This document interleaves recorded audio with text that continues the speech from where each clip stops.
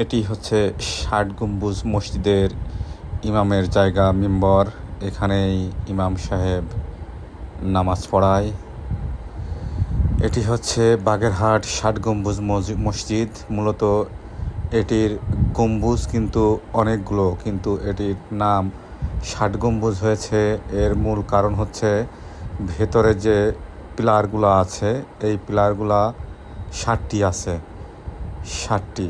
আর এটাকে ফার্সিতে এর একটা নাম আছে পিলারের, সেই নামকরণ থেকে এটির নাম হয়েছে ৬০ গম্বুজ। এবং বাহিরের দিকে এই মসজিদের পুরনো দৃশ্য বোঝা যাচ্ছে অনেক আগের। এটি আজ থেকে প্রায় ৫৪০ বছর আগে হজরত শাহ খানজাহান রহমতুল্লাহ আলাই নির্মাণ করেন এটি। এই উপরে যে গম্বুজগুলো দেখা যায়, মূলত এটি গম্বুজ।